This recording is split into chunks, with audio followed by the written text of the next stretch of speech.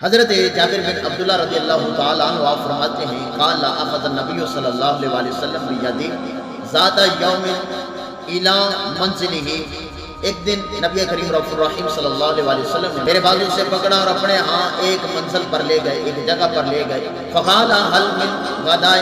کریم آقا صلی اللہ علیہ وآلہ وسلم نے فرمایا کیا کھانے کے لیے کوئی چیز موجود ہے؟ او من عشاء شک طلحۃ، آپ کے دریافت کرنے پر کہ کوئی کھانے کے لیے کوئی چیز میسر ہے۔ حضرت جابر بن عبداللہ رضی اللہ تعالیٰ عنہ بیان کرتے قال فاخرج الیہ فلب من خبز، حضرت جابر رضی اللہ تعالیٰ عنہ عرض کرتے ہیں یا رسول اللہ صلی اللہ علیہ وسلم کہ روٹی کا ایک ٹکڑا موجود ہے۔ فقال من ادم، آقا کریم صلی اللہ علیہ وسلم نے پھر فرمایا کیا کوئی سالن موجود ہے؟ قالوا لا، اہل خانہ نے کہا کہ نہیں سالن تو نہیں ہے، الا مگر شیء من خل،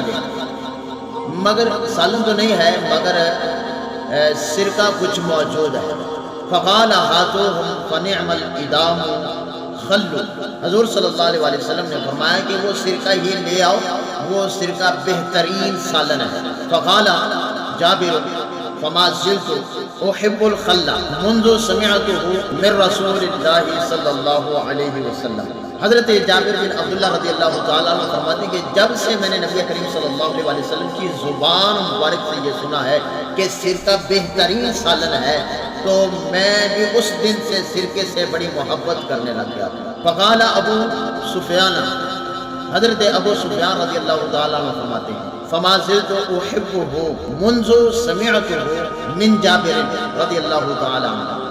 حضرت ابو سفیان رضی اللہ تعالیٰ عنہ آپ فرماتے ہیں کہ جب سے میں نے حضرت جابر رضی اللہ تعالیٰ عنہ سے سنا ہے کہ سرکہ بہترین سالن ہے، تو اس دن سے میں بھی سرکے سے بڑی محبت کرنے لگ گیا۔ تو آقا کریم صلی اللہ علیہ وسلم کی اس حدیث مبارکہ سے پتہ چلا کہ حضور صلی اللہ علیہ وسلم کی سب سے پسندیدہ چیز جو ہے وہ سرکہ ہے۔ ام المومنین ام عائشہ صدیقہ رضی اللہ تعالی عنہا آپ فرماتی ہیں کریم آقا صلی اللہ علیہ وسلم نے ارشاد فرمایا قال نعم الادام او نعم الادام الخل، آقا کریم صلی اللہ علیہ وسلم نے ارشاد فرمایا کہ سرکہ بہترین سالن ہے۔